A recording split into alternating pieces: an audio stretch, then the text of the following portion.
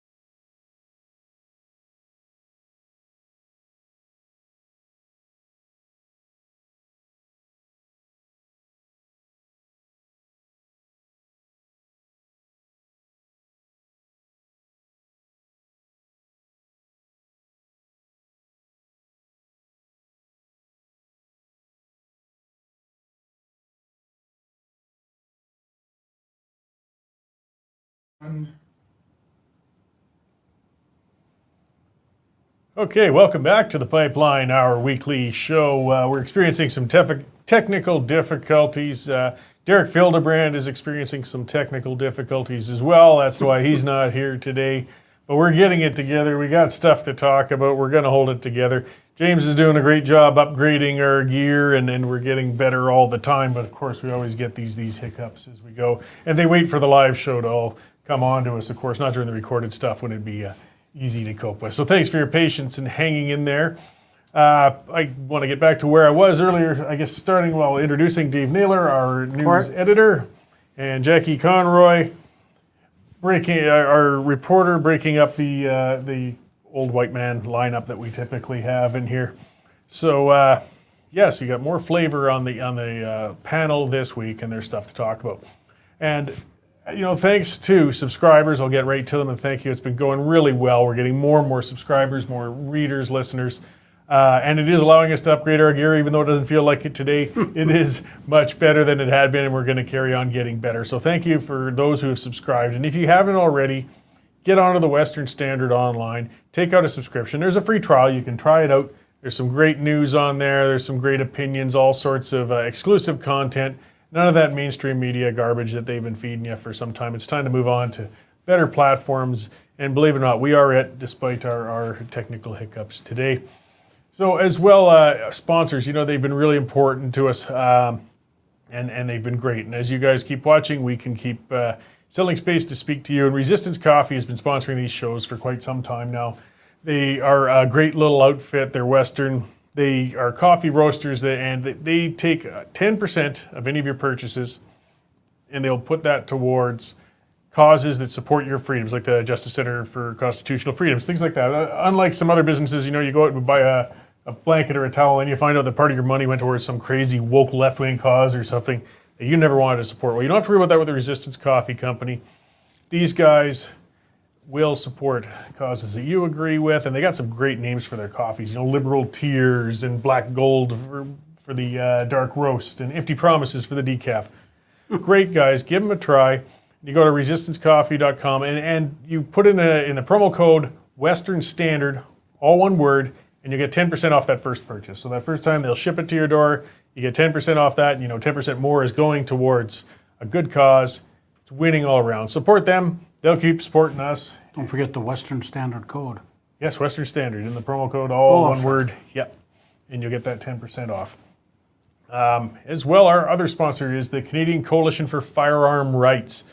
This is really important. These guys have been working hard behind the scenes, and now they're getting front and center. I mean, we know that the Liberal government wants to take away your property. They want to take away your right, your ability to go out and own firearms, use them responsibly, of course, and to consider them as property. So these guys have been standing up for you, fighting for you, and they need your help too, of course. Though it's Canadian, it's at firearmrights.ca, and if you click on why join us, they'll expand on why and what they're up to. Like, they're actually suing the federal government right now to stand up for your rights to keep your firearms. They're taking them to court. They're doing what they can. If we don't stand up for ourselves, they will take those rights away. That's all there is to it. So be sure to go there, click why join, and you'll see why these guys are doing a great job, and they need more help from people like yourself. So getting on to rights. China in the news a lot these days. The Canada-China thing, our Canadian citizens are essentially being held hostage in China.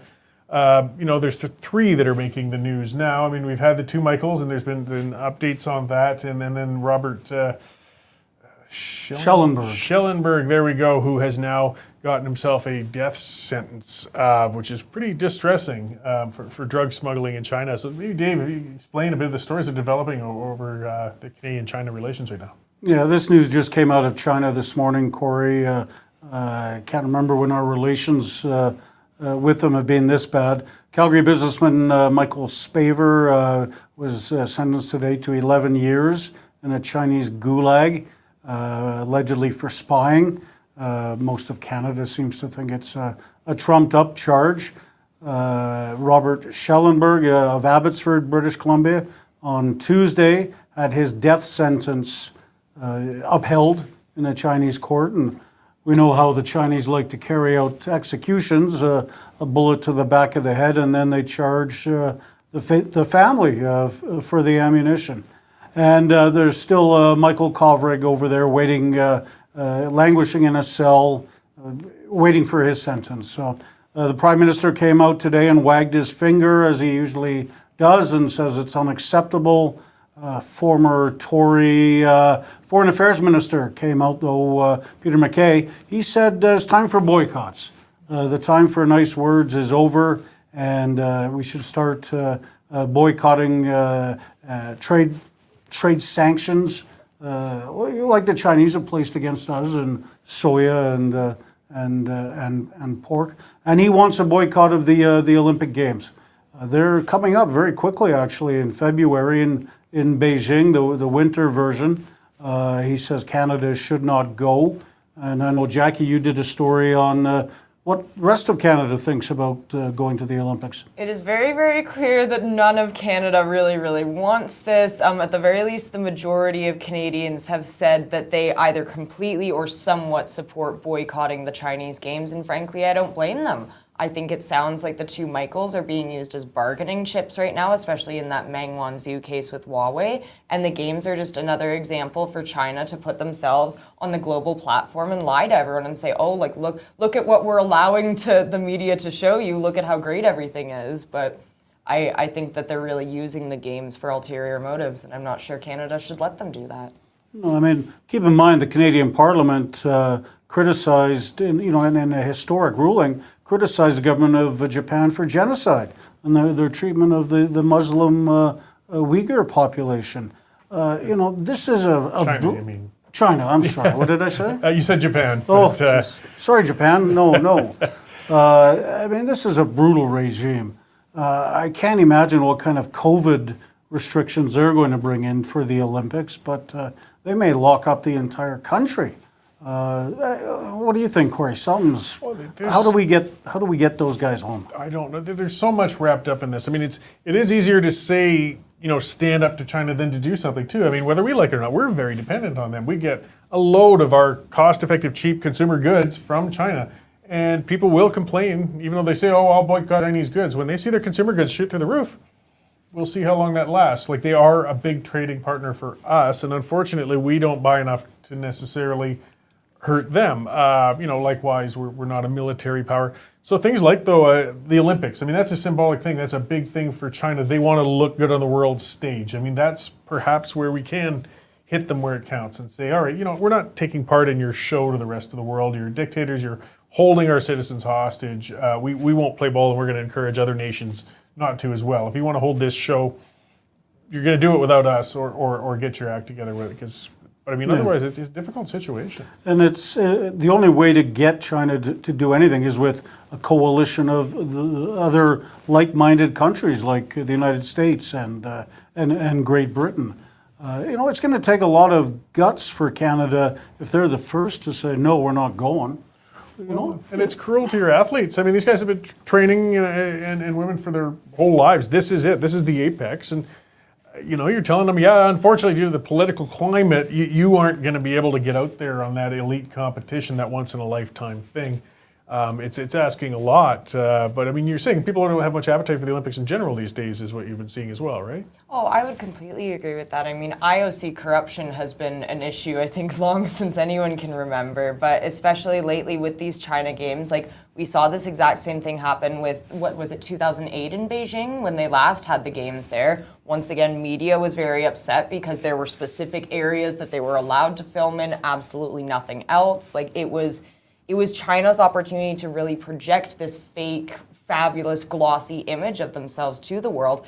And Cory, I think you raise a really good point because it's a fine line to toe between, do we want to support this? Do we want to support the Olympics as an organization? Do we want to support China using the Olympics for ulterior motives? But then at the same time, do we really want to say to Canadian athletes who have been working arguably their entire lives for this opportunity, oh no, exactly like what you said, like something that you have no part in and no control over is going to ruin your chances at ever, becoming a professional athlete. Especially when we're still in a post-Olympic high from Japan.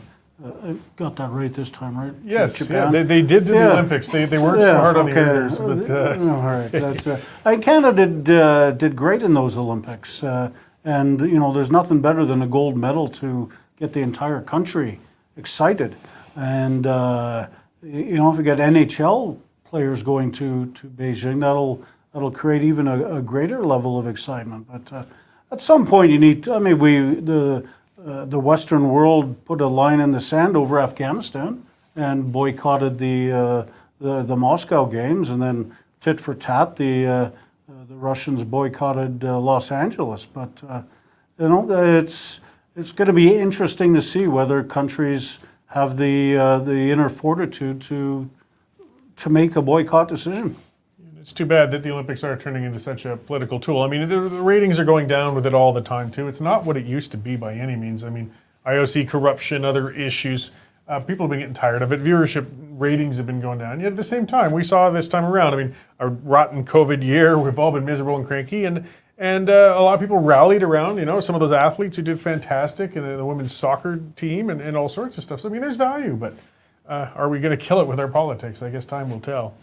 I think you're also raising an interesting point, Cory, because when you Google the Olympics now versus, 5-10 years ago, the stories aren't coming up of athletes as much. It's corruption, it's IOC corruption, it's doping scandals, it's, foreign entities, like we said, using these games for ulterior motives other than promoting athletes. And I think, as sad as it is to say, the Olympics have really gotten corrupt. I read an article not too long ago that said something to the extent of, one nation will emerge victorious, the other will be stuck hosting the 2026 Olympic Games. So it's obvious that people are really starting to see through the IOC. They're starting to see through, like I said, these other entities that are forcing their athletes to dope or trying to use the games for their own motives. I think people are tired of it, and I'm not totally confident that the Olympics has that strong of a future, as depressing as that is to say. We will see. I mean, and we'll use that to pivot in. One strong supporter in Calgary of the 2026 Olympic bid was Councillor, now Mayoral candidate, Jeff Davidson. He was quite the pusher for it. And speaking of crowds of people in red, as you see in China, Jeff Davidson was in a crowd of red T-shirts on the weekend at a rally, which was pretty interesting. Maybe you can expand on that, Dave. Sure, and it involved another Olympic booster, Mirna Nenshi. Yes. This was a kickoff rally for Councillor George Shahal, who was running in the Northeast Calgary riding of Calgary Skyview in the election, whenever it's called. He kicked off his campaign on Sunday with a fairly large and boisterous rally of Liberals. I guess in terms of size for Calgary, it was a good Liberal turnout. Amongst the attendees was Mayor Nenshi, who unsteadily climbed up and down the back of a pickup truck to deliver his speech. And watching on, interestingly, were mayoral candidates Jeff Davidson and Joyti Gondek. Now, as you said, Davidson has always portrayed himself as a bit of a fiscal conservative. Gondek, on the other hand, has always been a left-wing leaning person on council, and somebody Mayor Nenshi, I think, would like to see take over from him. So, the question is, has Davidson changed his political stripes? Western Standard reached out to him, and he basically said he was just there visiting a friend, supporting a friend, and that's really all he said. But it certainly leaves, the voter with what seems to be a clear options now.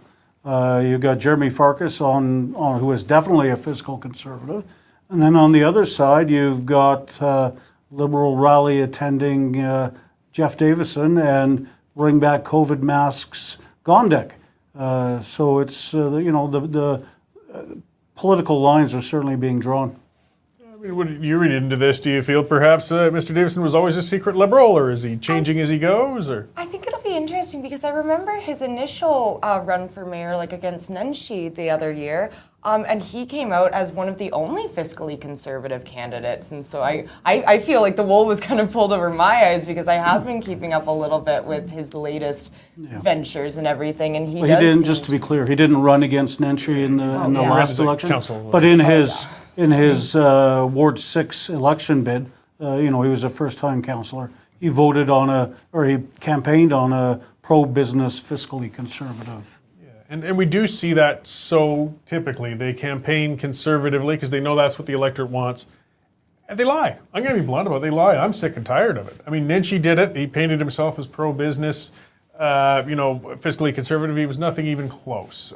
Davidson, once he got in, he voted for just about every spending increase that came along. I mean, if there's anything City Council hated, it was when the Manning Institute started actually tracking voting and showing how these guys vote, because they could get by under the radar if people weren't paying attention. But if you could see how they voted, like, holy cow, this person isn't conservative whatsoever.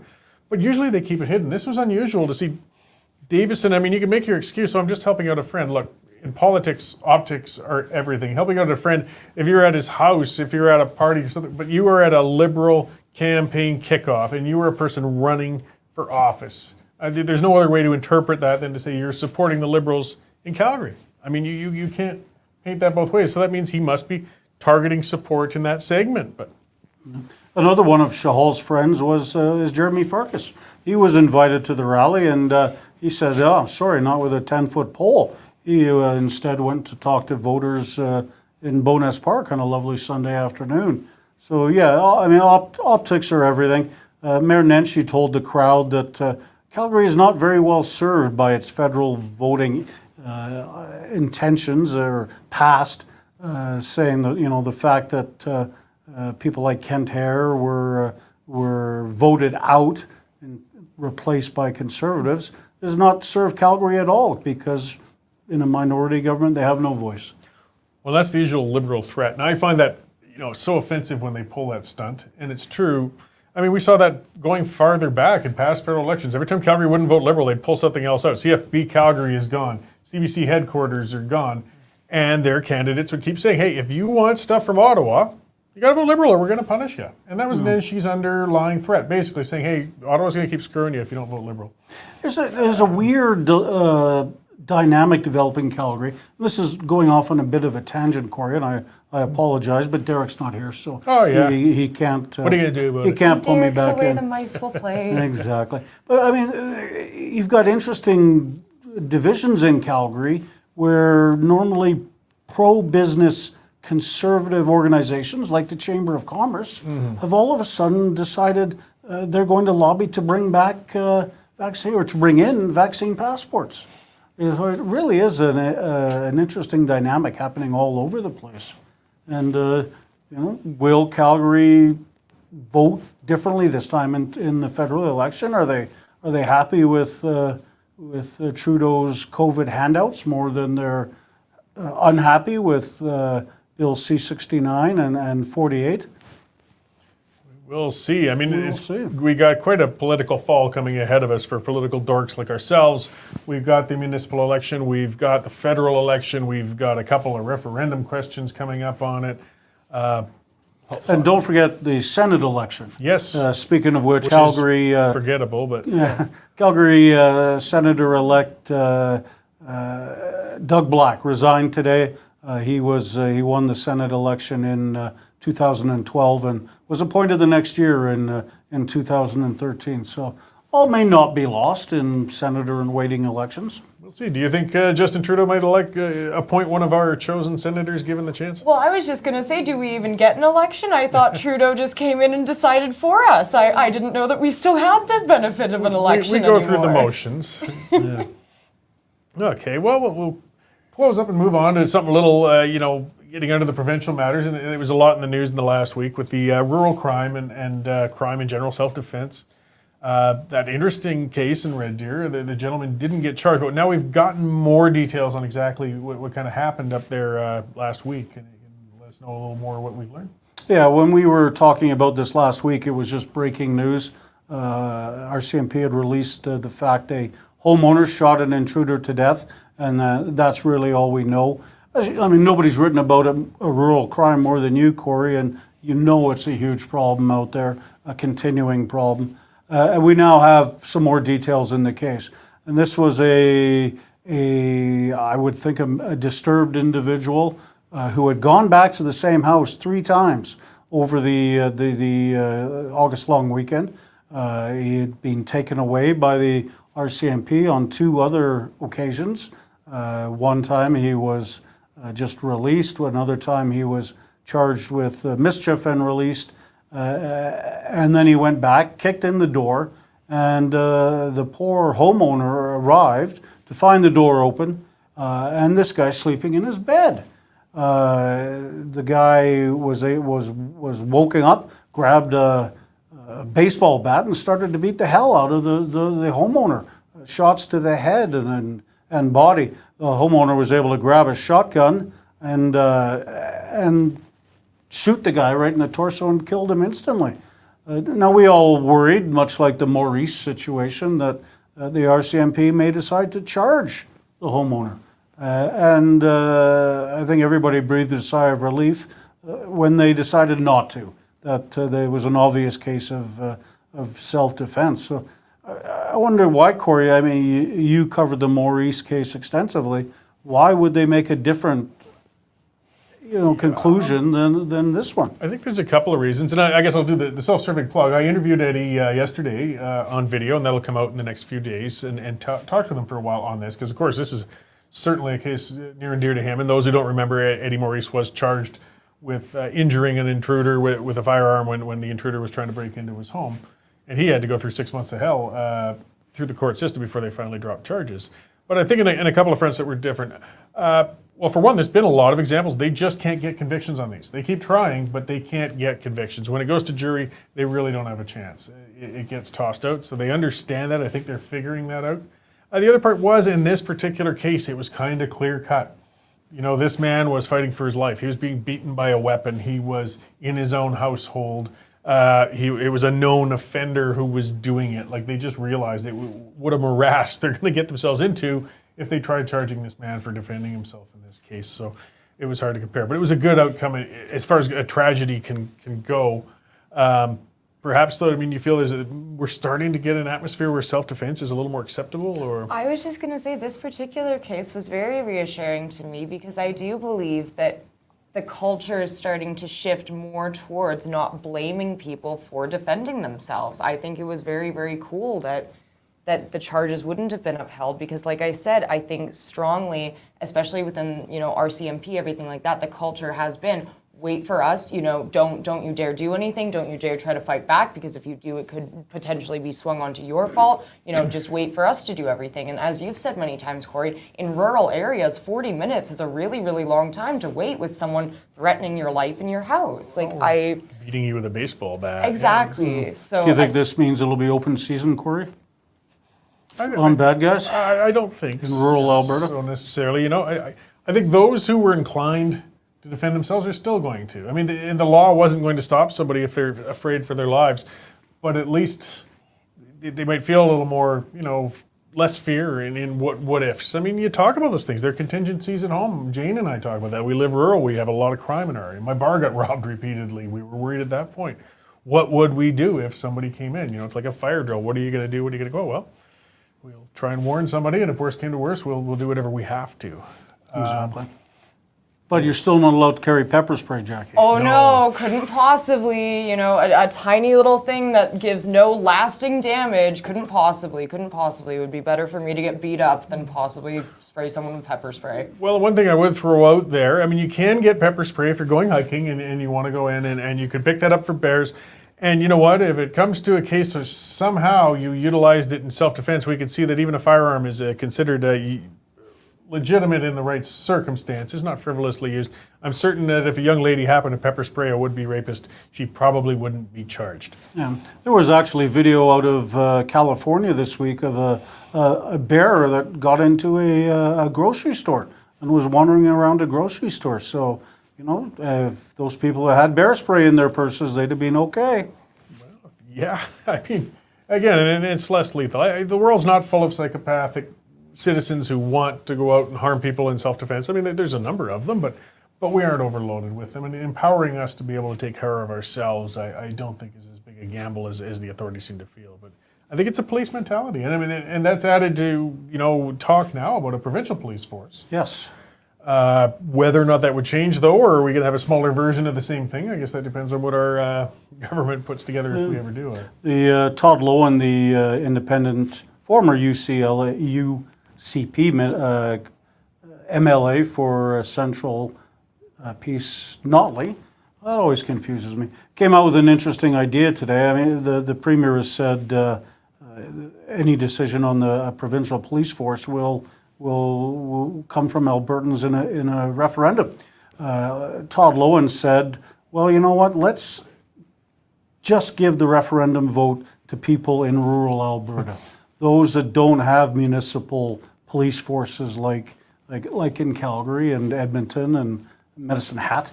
And I think that would be a very different vote, because if you're a citizen of Calgary, you may not have ever dealt with the RCMP other than a speeding ticket, and don't know what it is like to wait for a 40-minute response time.